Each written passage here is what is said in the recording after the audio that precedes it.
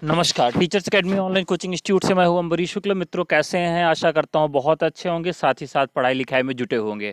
मैं आशा करता हूं कि जैसे ही लॉकडाउन खत्म हो और यूजीसी की परीक्षा संचालित हो, आप पहले अटेम्प्ट में जेआरएफ बने।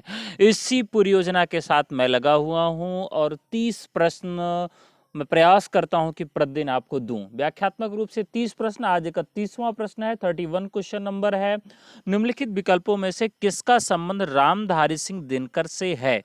रामधारी सिंह दिनकर, जिनको राष्ट्र कवि के रूप में अभिहित किया जाता है, आधुनिक काल के कवि हैं। तो रामधारी सिंह दिनकर के विषय में कहा जाता है कि उन्होंने काम और अध्यात्म की समस्या पर भी बहुत सारे ग्रंथ लिखे हैं और युद्ध दर्शन पर भी उनका ग्रंथ है। तो इसमें यह है कि कौन सा नहीं है, कौन सा है, तो मतलब वन मोर देन ऑप्शन वाला ये प्रश्न है। तो इसमें से एक सही आपको ढूंढ के लिखना है। तो देखिए, उन्होंने कामाध्यात्म की समस्या पर प्रश्न लिखा है, उर्वशी। बी उनका है पौराणिक प्रसंग में भारतीय चीन युद्ध की युगेन संदर्भ पर भी लिखा है, सही है। युद्ध दर्शन पर भी उन्होंने लिखा है, बहुत ही चर्चित ग्रंथ है उनका कुरुक्षेत्र। उसके बाद सुधारवाद पर उन्होंने कोई भी रचना नहीं की है। तो इस अनुसार अगर ऑप्शंस लें तो सही ऑप्शन हो जाएगा आपका 2। 32 नंबर का प्रश्न है, निम्नलिखित में से किनका संबंध सच्चिदानंद हीरानंद वात्स्यायन से है? सच्चिदानंद हीरानंद वात्स्यायन, आपको कॉन्सेप्ट भी तैयार करना है कि कौन सा लेखक, कौन सा कवि किस विचारधारा से जुड़ा है, साथ ही साथ उसकी रचनाओं में किसका किसका प्रभाव है। ठीक है, तो 32 नंबर का प्रश्न है आपके सामने। चलिए देखते हैं। यहाँ सबसे पहला ऑप्शन है आत्मचेतस। तो जी हाँ, अज्ञे जी के यहाँ रचनाओं में आत्मचेतसता है। फिर देखते हैं बी, विचार कविता। विचार कविता अज्ञे के यहाँ देखने को नहीं मिलती है।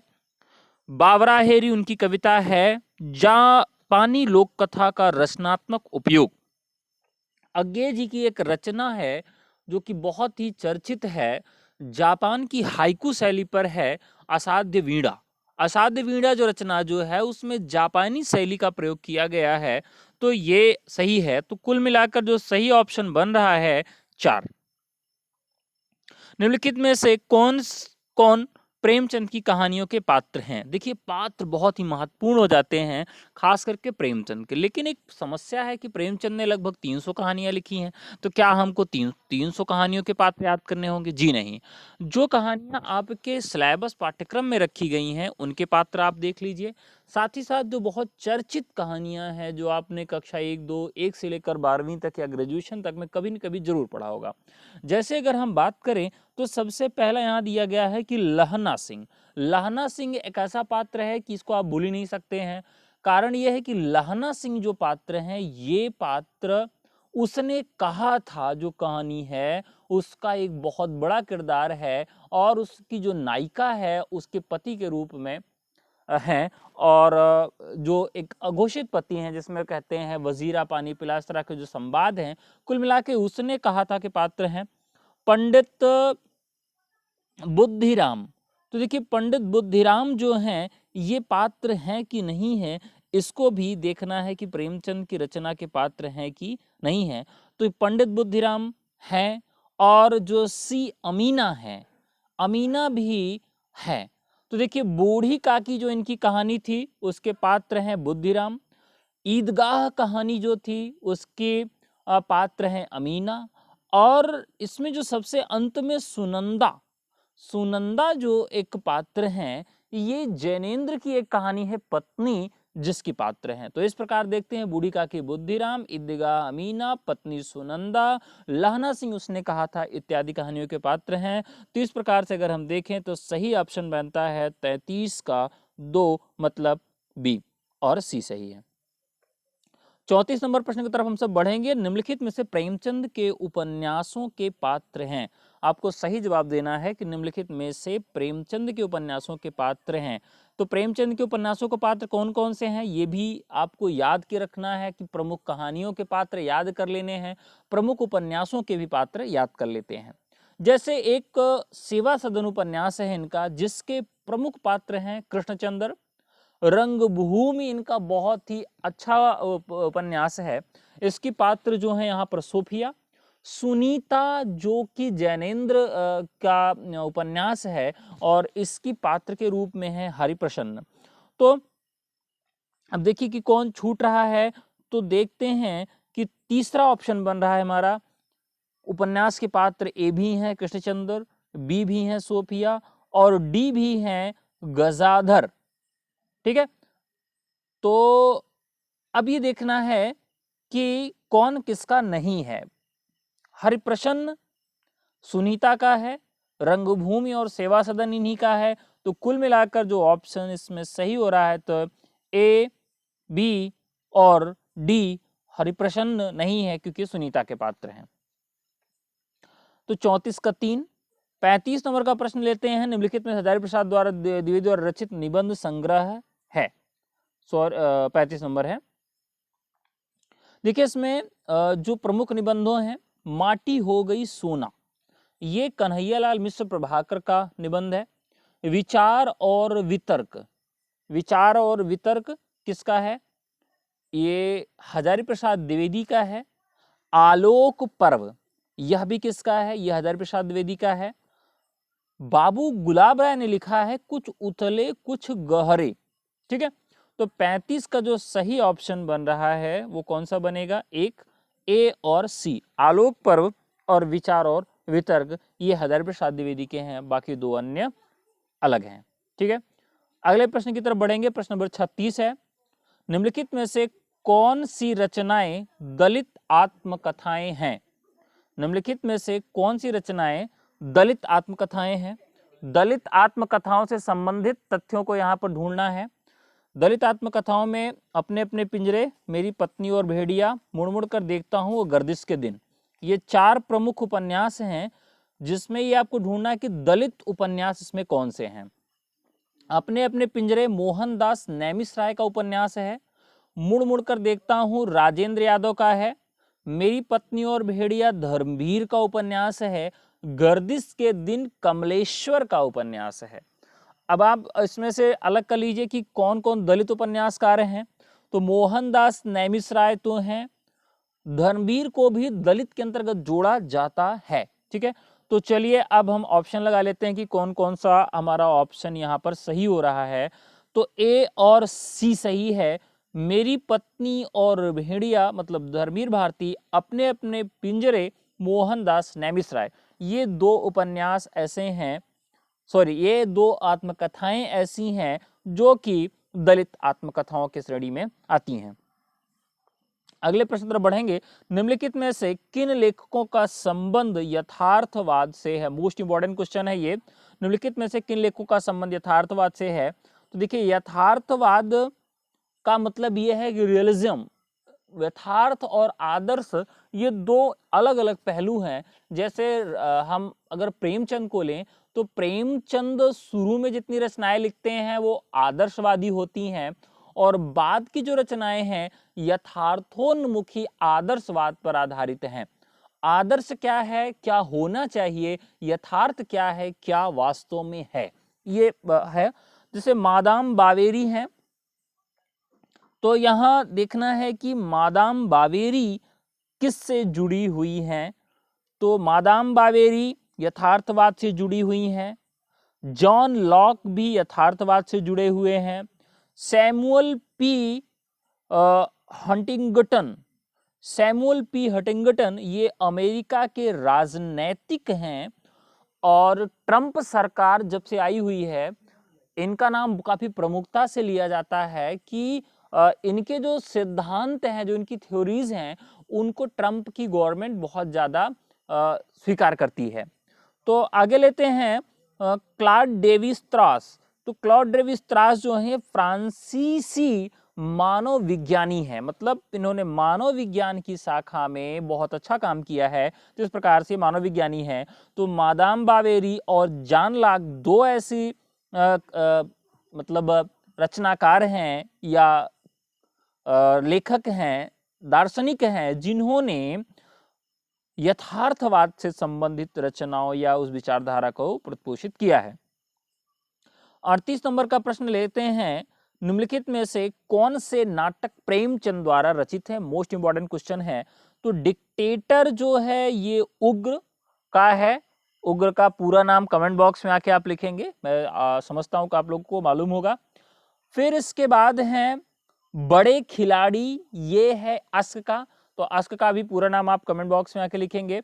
बाकी दो बचराएं जो बचती हैं, संग्राम और प्रेम की वेदी, ये जो है प्रेमचंद द्वारा रचित हैं। तो अब ऑप्शन ले लेते हैं, तो इसके अनुसार ऑप्शन सही होगा 38 का 1। ठीक है, आगे तरफ बढ़ते हैं। 39 नंबर का प्रश्न है, बहुत ही महत्वपूर्ण प्रश्न है, साधारणीकरण के विषय में कौन से कथन सही हैं। ये प्रश्न काफी घातक होते हैं यूजीसी के एग्जाम में। ये तीसरे नंबर का प्रश्न है, 39 नंबर का प्रश्न है, ऑप्शन देखना है। देखिए यहाँ पर साधारणीकरण रसास्वाद के बाद की प्रक्रिया है, गलत बात है। साधारणीकरण आलंबनत्व धर्म का होता है, तो ये बात तो रामचंद्र शुक्ल ने ही कहा, ये उनका कथन ही है कि साधारणीकरण आलंबनत्व धर्म का होता है। ये कोटेशन के तौर पे पूछा जा सकता है और रामचंद्र शुक्ल कथन है और ये एकदम से सही है। साधारणीकरण के लिए भोजकत्व व्यापार अनिवार्य है, तो भावकत्व और भोजकत्व व्यापार भी अनिवार्य है, एकदम सही है। साधारणीकरण के बिना रसानुभूति संभव है, तो ये नहीं संभव है। देखिए, जब साधारणीकरण होता है उसके बाद ही रसास्वादन होता है। अब आप लोगों के दिमाग में बात चली होगी कि भैया ये साधारणीकरण है क्या। मान लीजिए जैसे अभी आजकल रामचरितमानस आ रहा है, रामायण आ रहा है, तो रावण और राम का जब युद्ध होता है उस दौरान कई बार आपकी भुजाएं फड़क जाती हैं कि अगर मैं होता तो ये तीर मारता, नहीं भगवान को अब ब्रह्मास्त्र चला देना चाहिए। आप उतावले होने लगते हैं, उत्तेजित होने लगते हैं। इसका मतलब यह है कि आपके अंदर उस पात्र को लेकर साधारणीकृत हो गए हैं आप। कई बार आप रोने लगते हैं,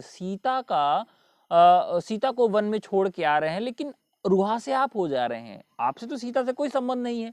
दूसरी चीज आप जान रहे हैं कि नाटक है, वास्तविक घटना भी नहीं है, फिर भी आप साधारणीकृत हो जाते हैं, सिंपलीफाई हो जाते हैं। मतलब दुख और संवेदना का जब एकात्म हो जाता है तो उसको हम संवेदना जोड़ने वाली कला को साधारणीकरण कहते हैं। तो साधारणीकरण जब होगा उसके बाद रसास्वादन होगा, इसलिए ए और डी कथन गलत है और सही कथन होगा तीन, बी और सी। तो 39 का सही होगा तीसरा।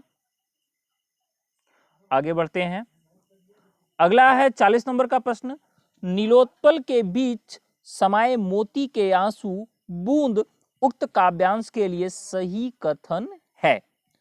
तो देख लेते हैं कौन सा सही होता है इसमें। देखिए, इसमें अलंकार ध्वनि है, ये एकदम गलत है। यहां पर इसमें अत्यंत तिरस्कृत वाच्य ध्वनि है, जी हाँ, यहां पर तिरस्कार किया गया है, सी सही है। और फिर देखते हैं यह लक्षण लक्षणा पर आधारित है। लक्षण का मतलब यह है कि जब सीधी सीधी बात नहीं समझ में आती है, जब हम व्यंग के द्वारा किसी बात को समझाने का प्रयत्न करते हैं तो वहां लक्षणा होता है। तो इस प्रकार से अगर हम देखें तो 40 का सही होगा सी और डी, इसमें अत्यंत तिरस्कृत वाच्य ध्वनि है, यह लक्षण लक्षणा पर आधारित है। ठीक है, तो 40 का जो ऑप्शन सही बन रहा है वो 2 बन रहा है। 41 नंबर का प्रश्न है, रचना काल की दृष्टि से निम्नलिखित सूफी रचनाओं का सही अनुक्रम है। तो मित्रों, ये आपका होमवर्क है, मैं इनकी डेट्स आपको नहीं बता रहा हूं, एक दो रचनाओं का बता दूंगा, उसके बाद जो भी रचनाएं आएंगी उनकी डेट्स आपको खुद नोट्स के रूप में बनानी है, क्योंकि आप एग्जाम देना चाहते हैं और पास होना चाहते हैं।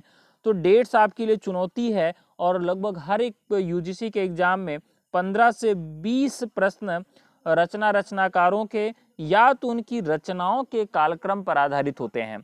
अब यहां देख लेते हैं कि सबसे पहले 41 नंबर का प्रश्न है, चित्रावली। चित्रावली का जो समय है 1613 है। मृगावती इसका समय है 1503। चंदायन इसका समय है 14वीं शताब्दी। अनुराग बांसुरी इसका समय है 1821। तो ये लगभग बाद की रचना है। 41 नंबर का प्रश्न है और जो सही ऑप्शन है इसका 4 सही है, जो क्रम सही बनेगा वो 4। देखिए, क्योंकि कहा जाता है कि जो प्रेमाख्यानक काव्य परंपरा की शुरुआत होती है वो मुल्ला दाऊद के चंदायन से होती है। तो चंदायन, मृगावती, चित्रावली और अनुराग बांसुरी, ये इसका सही सीक्वेंस और क्रम है। 42 नंबर का प्रश्न है, जन्म काल के आधार पर निम्नलिखित संत कवियों का सही अनुक्रम देना है। ये प्रश्न मैं जब से यूजीसी का एग्जाम दे रहा हूं तब से मैंने देखा है कि तब भी आता था और अभी भी आता है। लगभग ये प्रश्न रिपीट किया जाता रहता है। इसीलिए मैं आपको सलाह देता हूं कि बहुत सारे प्रश्न यूजीसी में कालक्रम वाले रिपीट किए जाते हैं, तो उनको ध्यान से देखिए। तो देख लेते हैं, दादू दयाल का जो समय है 1544, मलूक दास का समय 1631, सुंदर दास का समय 1653 और गुरु नानक का समय 1469 है। तो इस अनुसार अगर हम कालक्रम देखें तो सही होगा गुरु नानक, दादू दयाल, मलूक दास और सुंदर दास। इस प्रकार जो सही ऑप्शन बन रहा है वो 2 बन रहा है। 43 नंबर का प्रश्न है, जन्म काल के आधार पर निम्नलिखित रीति ग्रंथकारों का सही अनुक्रम बताना है। यहां से आपको डेट खुद खोजनी है और इनकी डेट का नोट बनाना है। तो चलिए देखते हैं कि क्या स्थिति बनती है। 43 नंबर का क्वेश्चन है आपके सामने। तो इसका जो सही ऑप्शन होगा, इसमें सबसे पहले जो सबसे बड़े हैं भूषण हैं, फिर जसवंत सिंह हैं, फिर देव हैं, फिर सूरत मिश्र हैं। इस अनुसार जो ऑप्शन बन रहा है वो क्या बन रहा है, भूषण, जसवंत सिंह, देव, सूरत मिश्र। तो अगले प्रश्न की तरफ बढ़ते हैं। 44 नंबर का प्रश्न है। देखिए 44 नंबर के प्रश्न में भी यही काम करना है। श्रीधर पाठक, अयोध्या सिंह उपाध्याय, हरिऔध, गया प्रसाद सुख स्नेही, रामनरेश त्रिपाठी, इन सब का क्रम बताना है। तो ये पहला वाला जो क्रम है वो एकदम सही लिखा हुआ है। श्रीधर पाठक, अयोध्या सिंह उपाध्याय, हरिऔध, गया प्रसाद शुक्ल स्नेही और रामनरेश त्रिपाठी, ये इनका क्रम है। ये भी प्रश्न रिपीटेड है, आया हुआ है। प्रश्न काल के अनुसार निम्नलिखित रचनाओं का सही अनुक्रम देना है। तो ये 45 नंबर का प्रश्न है, बहुत अच्छा प्रश्न है।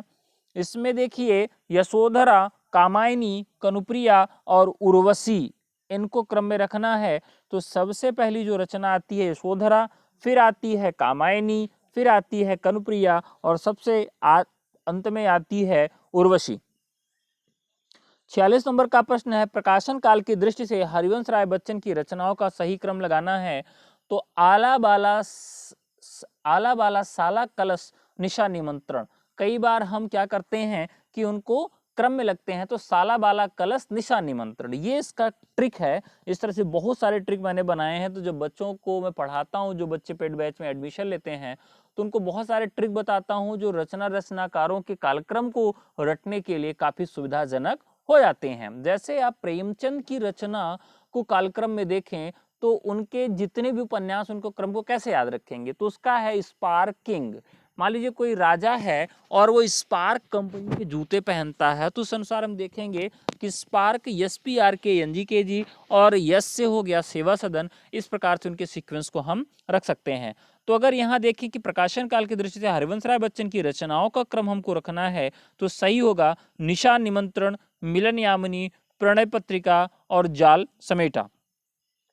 तो 46 नंबर का सही जवाब होगा 4, निशा निमंत्रण सबसे पहले होगा। ठीक है। प्रकाशन वर्ष, हाँ एक बात और खास है कि पहले एक ही रचनाकार की रचनाओं को ज्यादा पूछा जाता था कालक्रम में, अब कई रचनाकारों को मिलाकर फिर सीक्वेंस बनाया जा रहा है। प्रकाशन वर्ष के अनुसार निम्नलिखित कविताओं का सही अनुक्रम आपको रखना है। यहाँ देख लीजिए, मधुबाला, प्रलय की छाया, पटकथा और असाध्य वीणा, इसमें कई रचनाकारों की रचनाओं को समेट कर रख दिया गया है। तो प्रलय की छाया सबसे पहली रचना है, मधुबाला लगभग 1935 की रचना है, असाध्य वीणा और पटकथा। तो जो सही ऑप्शन बन रहा है वो 3 बन रहा है। चलिए आगे बढ़ते हैं। 48 नंबर का प्रश्न है, प्रकाशन वर्ष के अनुसार निम्नलिखित उपन्यासों का सही अनुक्रम देना है। तो देखते हैं कि क्या अनुक्रम बनता है। 48 नंबर का प्रश्न है, तो दिव्या जो कि यशपाल का बहुत ही चर्चित उपन्यास है, जहाज का पंछी, अमृत और विष, पहला पड़ाव, ये इसका एकदम सही सीक्वेंस और सही क्रम है। प्रकाशन वर्ष के अनुसार निम्नलिखित कहानियों का सही अनुक्रम रखना है। परिंदे, राजा निर्बंसिया, उसने कहा था एक टोकरी भर मिट्टी। तो माधवराव सप्रे, एक टोकरी भर मिट्टी, उसने कहा था, आप सब जानते ही हैं। राजा निर्बंसिया कमलेश्वर का है, परिंदे निर्मल वर्मा।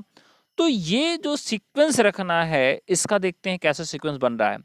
एक टोकरी भर मिट्टी, एक इस कहानी को हिंदी की पहली कहानी भी कहा जाता है। उसने कहा था 1916 की कहानी है, राजा निर्बंसी और परिंदे। ये तो ये जो सही कालक्रम बनेगा 49 नंबर का वो 4 होगा। 50 नंबर के प्रश्न तरफ बढ़ेंगे। प्रकाशन वर्ष के अनुसार निम्नलिखित निबंध संग्रह का सही क्रम है। देखिए, निबंध का क्रम बहुत कम पूछा जाता है। बहुत चर्चित निबंध जैसे रामचंद्र शुक्ल हैं, हजारी प्रसाद द्विवेदी हैं, या मान लीजिए निर्मल वर्मा है, जो बहुत ही चर्चित निबंधकार है, उनके निबंधों का क्रम पूछ लिया जाए, वरना निबंध संग्रहों का क्रम पूछा जाता है। तो चलिए 50 नंबर के प्रश्न देखते हैं। कला का जोखिम, आस्था और सौंदर्य, श्रृंखला की कड़ियां, अशोक के फूल। जैसे श्रृंखला की कड़ियां जो है ये उनका निबंध भी और निबंध संग्रह भी है। ये 1940 का है। तो यहाँ देखते हैं जो 50 नंबर का प्रश्न है, सही अनुक्रम इसका क्या होता है। तो सबसे पहले श्रृंखला की कड़ियां महादेवी वर्मा, जिससे स्त्री विमर्श की शुरुआत मानी जाती है। अशोक के फूल, आस्था और सौंदर्य, कला का जोखिम, ये इसका सही सीक्वेंस होगा। प्रकाशन वर्ष के अनुसार निम्नलिखित जीवनी पर ग्रंथों का सही अनुक्रम लगाना है। तो जो जीवनी पर आधारित ग्रंथ हैं उसको क्रम में लगाना है। 51 नंबर का प्रश्न है। तो देखिए जो सही होगा, कलम का सिपाही ये प्रेमचंद के ऊपर लिखा गया है, कलम का मजदूर भी उन्हीं के ऊपर, आवारा मसीहा जो लिखा गया है विष्णु प्रभाकर के द्वारा शरद चंद्र के ऊपर, और व्योमकेश दरवेश हजारी प्रसाद द्विवेदी के ऊपर। तो कलम का सिपाही, कलम का मजदूर, आवारा मसीहा और व्योमकेश दरवेश, इसका सही क्रम होगा 4। तो 51 नंबर का सही हो जाएगा 4। चलिए 52 नंबर प्रश्न तरफ बढ़ते हैं। प्रकाशन वर्ष के अनुसार सुरेंद्र वर्मा के नाटकों का सही क्रम क्या है। नाटक बहुत ही महत्वपूर्ण खंड है यूजीसी के लिए, और सुरेंद्र वर्मा के नाटक तो और भी महत्वपूर्ण हो जाते हैं। तो सेतुबंध, एक दूनी एक, 8वां सर्ग और रति का कंगन। 8वां सर्ग लगभग 50 बार यूजीसी में अभी तक पूछा जा चुका होगा। तो आप देख सकते हैं यूजीसी सहित बाकी परीक्षाओं में लगभग 1-2 साल गैप करके 8वां सर्ग पूछ ही लिया जाता है। तो चलिए 52 नंबर का प्रश्न देख लेते हैं। तो सेतुबंध सबसे पहला ऑप्शन सही है। 8वां सर्ग, एक दूनी एक और एक, रति का कंगना, ये इसका सही ऑप्शन और क्रम है। 53 नंबर का प्रश्न है। प्रकाशन वर्ष के आधार पर निम्नलिखित आलोचनात्मक कृतियों का सही अनुक्रम रखना है। तो देखिए आलोचनात्मक कृतियां जो हैं और निबंध कौन से हैं, इसमें थोड़ा सा भेद करना भी आपको सीखना होगा, क्योंकि कई बार आप इसमें अंतर नहीं कर पाते हैं। देखिए कवि सुमित्रानंदन पंत, हिंदी साहित्य का आदिकाल, मिथक और साहित्य, भारतीय सौंदर्य बोध और तुलसी। तो ये जो ग्रंथ हैं इनके कालक्रम को देखना, और ये एकदम सब नए नए ग्रंथ हैं, नए नए आलोचनात्मक ग्रंथ हैं। तो हिंदी साहित्य का आदिकाल ये सबसे पहला हजारी प्रसाद द्विवेदी का, कवि सुमित्रानंदन पंत दूसरा सही है, मिथक और साहित्य और भारतीय सौंदर्य बोध और तुलसीदास, ये इसका सही क्रम बनेगा। तो 2 इसका ऑप्शन सही है। कई बार सीक्वेंस मिलाने के लिए क्या होता है कि अगर हमको एक रचना भी पकड़ में आ जाती है, फिर हम उस कला के काल का वर्णन कर लेते हैं। मान लीजिए हजारी प्रसाद द्विवेदी हैं रामचंद्र शुक्ल हैं, तो हमने तुरंत आइडिया लगा लिया कि रामचंद्र शुक्ल पहले जन्म लिए हैं, इससे पहले रचना रामचंद्र शुक्ल की होगी, हजारी प्रसाद द्विवेदी की बाद में होगी। तो इस अनुसार हम रचनाकार के जीवन के आधार पर कृतियों के कालक्रम को सेट कर लेते हैं। प्रकाशन वर्ष की दृष्टि से आचार्य नंदुलारे वाजपेयी की आलोचनात्मक कृतियों का सही अनुक्रम है। तो ये कौन सा नंबर का प्रश्न है? 54 नंबर का प्रश्न है। जयशंकर प्रसाद, आधुनिक साहित्य, कवि निराला और नई कविता, तो इसका सही ऑप्शन 2 होगा। 55 नंबर का प्रश्न है। कालक्रम की दृष्टि से निम्नलिखित आचार्यों का सही अनुक्रम है। वामन, कुंतक, मम्मट, विश्वनाथ। देखिए बहुत ही महत्वपूर्ण है। ये कुल मिलाकर ईसा पूर्व शताब्दी से लेकर 18वीं शताब्दी तक जो भारतीय काव्य शास्त्र के छिटपुट रचनाकार हैं, इनके क्रम को आपको याद रखना है, और 10-12 लोग हैं और हर बार इनसे एक प्रश्न पूछा जाता है। तो चलिए देख लेते हैं इस बार क्या पूछा गया है। तो इसका सही होगा वामन, कुंतक, मम्मट और विश्वनाथ। विश्वनाथ लगभग 17वीं शताब्दी के हैं, मम्मट 6वीं शताब्दी के हैं, कुंतक 9वीं के और वामन 6वीं के। तो इस प्रकार से हो सकता है मुझे उतना याद न हो अभी, लेकिन जो इनका क्रम यही है, वामन, कुंतक, मम्मट और विश्वनाथ, ये ही सही है। तो आपको ट्रिक के माध्यम से भी इनके डेट्स को याद रखना है और इनके क्रम को याद रखना है। 56 नंबर का प्रश्न है। स्थापना और तर्क से संबंधित प्रश्न है, ये सबसे खतरनाक तरह के प्रश्न होते हैं क्योंकि गलती हमसे यहीं पे हो जाती है। जिस प्रकार हमारी आंखों के सामने आए हुए कुछ रूप व्यापार हमें रसात्मक भावों में मग्न करते हैं, उसी प्रकार भूतकाल में प्रत्यक्ष की हुई कुछ परोक्ष वस्तुओं का वास्तविक स्मरण भी कभी कभी रसात्मक होता है। ठीक है, ये स्थापना है। तर्क क्या है? क्योंकि तब हमारी मनोवृत्ति स्वार्थ या शरीर यात्रा के रूखे विधानों से हटकर शुद्ध भाव क्षेत्र में स्थित हो जाती है। देखिए, कथन और निष्कर्ष, स्थापना और तर्क के जो प्रश्न हैं, इसके लिए आपको यह है कि सबसे पहले अच्छे पाठक बनिए, चीजों को समझने का प्रयास करिए। चलिए देखते हैं। जिस प्रकार हमारी आंखों के सामने आए हुए कुछ रूप व्यापार हमें रसात्मक भाव में मग्न करते हैं। ठीक है, हमारे सामने कोई चीज आती है तो उसमें हम डूब जाते हैं, रसात्मक भाव अनुभव करने लगते हैं। उसी प्रकार भूतकाल में प्रत्यक्ष की हुई कुछ परोक्ष वस्तुओं का वास्तविक स्मरण भी कभी की रसात्मक होता है। मतलब ये हुआ कि आप जैसे भूतकाल में चले जाइए, भूतकाल में जाइए और आप देखिए कि आप क्या क्या चीज स्मरण कर रहे हैं। मान लीजिए आपने भूतकाल में किसी प्रकृति के मनोरम दृश्य को देखा है, तो वह भी आपके लिए रसात्मक हो सकता है, और वर्तमान में जो आपके सामने घटित हो रहा है वो भी रसात्मक हो सकता है। इसका तर्क वो क्या दे रहे हैं? क्योंकि तब हमारी मनोवृत्ति स्वार्थ या शरीर यात्रा के रूखे विधानों से हटकर शुद्ध भाव क्षेत्र में स्थित हो जाती है। तो यह भी एकदम सही है। तो इस प्रकार ए और बी दोनों सही है, मतलब ए और आर सही है, स्थापना भी सही दी गई है और तर्क भी सही है। तो सही ऑप्शन हो जाता है इसका क्या कि ए भी सही है और आर भी सही है। 57 नंबर का प्रश्न है, साहित्य का इतिहास वस्तुतः मनुष्य जीवन के अखंड प्रवाह का इतिहास है, क्योंकि मनुष्य ही साहित्य का अंतिम लक्ष्य है। 57 नंबर का प्रश्न है, देखिए, साहित्य का इतिहास वस्तुतः मनुष्य के जीवन के अखंड प्रवाह का इतिहास है। एकदम सत्य बात है, इसमें कोई भी दो राय नहीं है कि साहित्य का इतिहास क्या है? मनुष्य जीवन के अखंड प्रवाह का इतिहास है कि मनुष्य किस तरह से विकास के सीमाओं को लांघता हुआ निरंतर आगे बढ़ा जा रहा है। तो उसका जो इतिहास है उसी को हम देखते हैं साहित्य के अंतर्गत। अब इसमें देखिए, क्योंकि मनुष्य ही साहित्य का अंतिम लक्ष्य है, ये बात कैसे है? क्या साहित्य में और कुछ नहीं आता? तो देखिए, लक्ष्य साहित्य के बहुत सारे हैं, साहित्य के लक्ष्य बहुत सारे हैं, लेकिन जो मनुष्य है वो ही जो है साहित्य का अंतिम लक्ष्य है। तो इस अनुसार जो हमारे ऑप्शन बन रहे हैं ए और आर दोनों सही हैं। Option number 2। 58 नंबर का प्रश्न है, भूमंडलीकरण विश्व की पूंजीवादी व्यवस्था है। भूमंडलीकरण विश्व की पूंजीवादी व्यवस्था है क्योंकि इसमें पूरा विश्व एक बाजार है और व्यक्ति उपभोक्ता है। ठीक है, अब यहां पर स्थापना और तर्क की बात की गई है, ए और आर की बात की गई है। 58 नंबर का प्रश्न है, देखते हैं ऑप्शन। भूमंडलीकरण विश्व की पूंजीवादी व्यवस्था है, एकदम सही बात है। आप देखिए कि कभी किसी ने सोचा था कि कोरोना जैसी महामारी फैलेगी और उसका प्रसार इस तरह से होगा? इसके पहले भी महामारियां आती थीं। भूमंडलीकरण जब से, ग्लोबलाइजेशन जब से आया हुआ है, तब से ये महामारियों का जो स्प्रेड है, जो फैलाव है, जो विस्तार है, वो बहुत तेजी से हुआ है। इसके पहले भी प्लेग आया 1665 ईस्वी में। जब न्यूटन थे उस दौर में भी प्लेग की बीमारी आई थी। लगभग 1 साल तक लोग लॉकडाउन जैसी स्थितियों में अपने घरों में बंद रहे, लेकिन पूरे विश्व में उसका प्रसार नहीं हो पाया क्योंकि हम ग्लोबल नहीं थे, भूमंडलीकृत नहीं थे। तो यहाँ पर देखिए, भूमंडलीकरण विश्व की पूंजीवादी व्यवस्था है। अगर 4 रुपए का पार्ले आपको कश्मीर में मिल रहा है, तो 4 रुपए का पार्ले ही आपको कन्याकुमारी में भी मिलेगा, और वही बिस्किट आपको वहां भी मिल जाएगा, यहां भी मिल जाएगा। इसका मतलब ये है कि भूमंडलीकरण का ये दौर है, पूंजीवादी व्यवस्था का दौर है, क्योंकि इसमें पूरा विश्व एक बाजार है और व्यक्ति उपभोक्ता। तो एकदम सही बात है, पूरा विश्व इसमें क्या है? बाजार है, और हर व्यक्ति क्या है? इसमें उपभोक्ता है। तो इस अनुसार ए और आर दोनों कथन सही है। तो 58 नंबर का सही जवाब होगा 3।